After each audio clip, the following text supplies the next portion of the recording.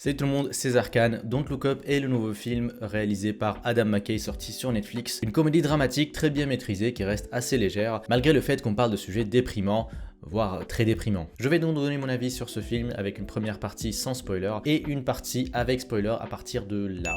Parce que oui, il y a pas mal de choses à dire sur ce film que j'ai bien aimé, on va le dire. Mais bon, on va quand même noter le film à la fin de la vidéo. Générique.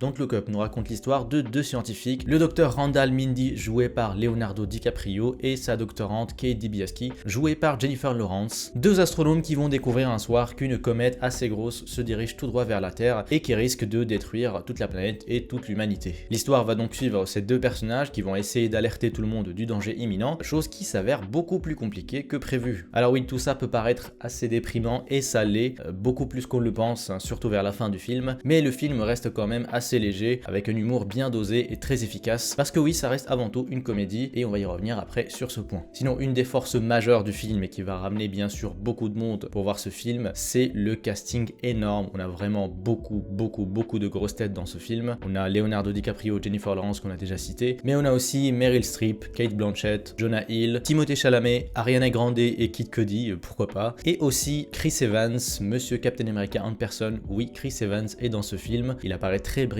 et vous l'avez peut-être manqué parce qu'il est un peu déguisé, mais oui, il est bien dans ce film. Côté réalisation, on a bien sûr Adam McKay, un réalisateur qui a déjà fait ses preuves sur des films qui traitent de sujets politiques et sociaux, comme notamment The Big Short ou encore Vice, mais il est également connu pour ses comédies, surtout avec Will Ferrell, des comédies très connues et très populaires comme La Légende de Ron Burgundy ou encore Frangin malgré eux. Alors c'est des comédies qui ne sont pas du goût de tout le monde, c'est un humour assez spécial, parfois assez grotesque, mais il faut quand même avouer que ce sont de très bons films, très bien réalisés. Et si je parle de tout ça, c'est qu'on retrouve ce même type d'humour dans Don't Look Up, alors certes de manière plus légère, mais tout aussi efficace. Et je dirais que ça, pour moi, ça a été une des qualités principales du film. C'est vraiment ce côté comique, voire satirique qu'on retrouve tout au long du film, et qui est très bien dosé, juste assez pour que ce soit drôle, mais pas trop pour ne pas éclipser les autres aspects du film, qui sont un peu plus dramatiques et un peu plus sérieux. Et là, je salue encore Adam McKay, qui a écrit le film, puisqu'il était aussi scénariste dans Don't Look Up. Ce que j'ai beaucoup aimé dans Don't Look Up, c'est qu'on mélange vraiment les styles d'humour. Ça va du comique de situation, surtout avec le personnage de Peter Escherwell qui joue ce chef d'entreprise complètement mégalomane et qui fait des présentations absolument absurdes mais qui se rapproche finalement à ce qui se fait aujourd'hui, on n'est pas vraiment loin. On a aussi Jonah Hill qui joue le fils de la présidente joué par Meryl Streep qui est en total roue libre tout au long du film,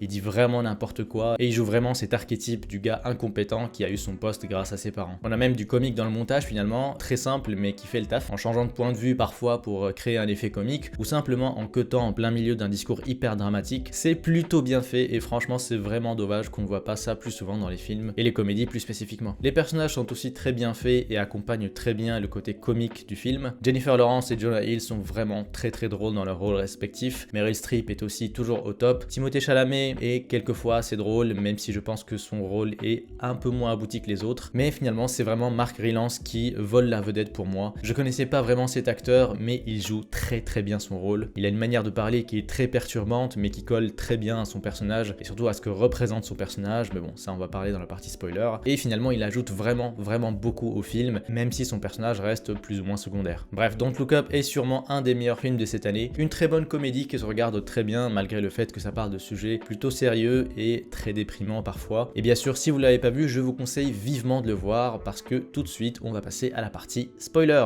Alors bon, Don't Look Up est une comédie satirique qui fait un parallèle avec ce qui se passe aujourd'hui avec le réchauffement climatique. Voilà, si c'était pas clair pour vous, c'est vraiment de ça que parle le film. Et finalement, le fait que Leonardo DiCaprio ait le rôle principal dans ce film est assez logique, vu que c'est un acteur qui parle souvent de ce sujet, donc le réchauffement climatique. D'ailleurs, le nom du film fait directement référence à ça. En gros, et pour refaire la petite histoire, dans le film, il y a pas mal de personnes qui sont assez sceptiques par rapport à cette comète qui va bientôt tuer tout le monde. Beaucoup de gens pensent que cette comète n'existe même pas et que c'est juste un complot. Mais bon, la comète va se rapprocher au point de devenir visible dans le ciel, et à ce moment-là, les gens créent le mouvement #JustLookUp pour dire voilà, maintenant, il suffit juste de lever les yeux au ciel pour voir que le danger existe et qu'il est imminent. Ce à quoi les gens en face vont créer le mouvement inverse qui s'appelle donc #Don'tLookUp pour dire que non, cette comète n'existe pas et qu'il faut pas regarder dans le ciel, etc.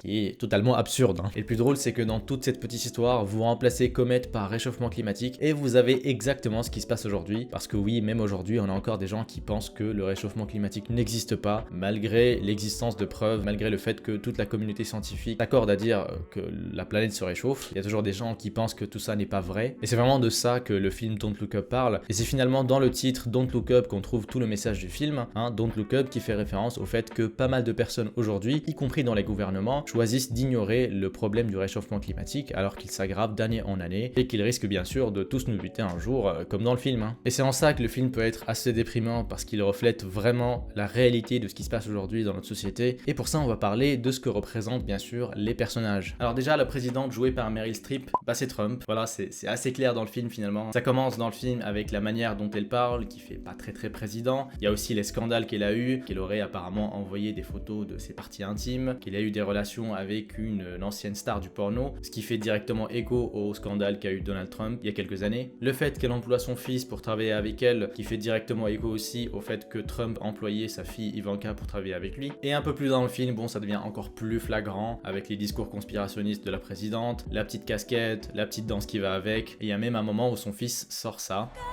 Is that a rock solid 10 smoke show of a president or what? She wasn't my mother.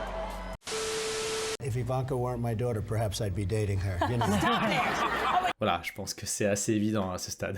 À côté de la présidente, on a aussi Mark Rylance, le président de la société Bash qui vend des smartphones dans le film et qui représente bien sûr les géants de la tech, les entreprises qui sont tellement grosses aujourd'hui qu'elles influent sur les décisions du gouvernement et le manipulent quasiment. D'ailleurs, on le voit souvent parler à la présidente directement et lui dire quoi faire et il obtient souvent ce qu'il veut dans le film. J'aime beaucoup ce personnage, je l'ai déjà dit, mais j'aime beaucoup le fait que ce soit en fait un amalgame de plusieurs personnalités riches qui existent aujourd'hui, plusieurs chefs d'entreprise tout aussi mégalomane et riche que lui. Je pense notamment à Mark Zuckerberg, Jeff Bezos ou Elon Musk par exemple. J'ai aussi vu une théorie sur Reddit selon laquelle le personnage serait inspiré d'un certain Marshall Applewhite, donc le leader de la secte Heaven's Gate. Bon, déjà il lui ressemble beaucoup, mais on a aussi le fait que la secte avait pour objectif de s'enfuir dans l'espace à l'aide d'un vaisseau spatial qui serait caché derrière une comète. Ouais, donc il y a quand même un peu de ressemblance et je pense que la théorie est plutôt plausible. Et enfin, on arrive aux personnages joués par Leonardo DiCaprio, Jennifer Lawrence et Rob Morgan, respectivement Randall, Kate et Teddy, qui représentent plus ou moins la communauté scientifique dans son ensemble. Et pareil, ça fait écho à ce qui se passe aujourd'hui,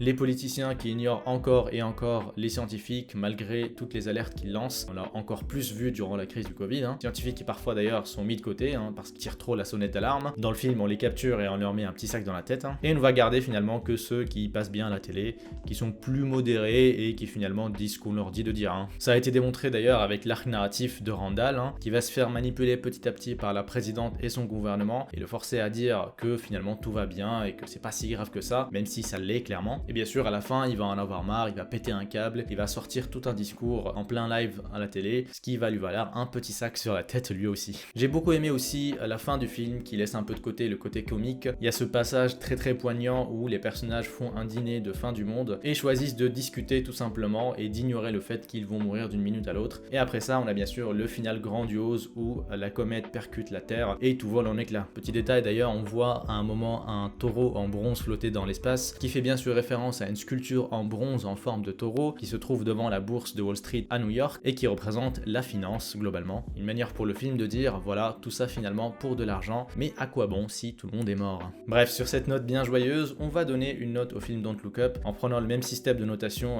que j'ai fait pour la vidéo précédente sur Arcane. Et donc pour le film Don't Look Up, je donne la note de A+.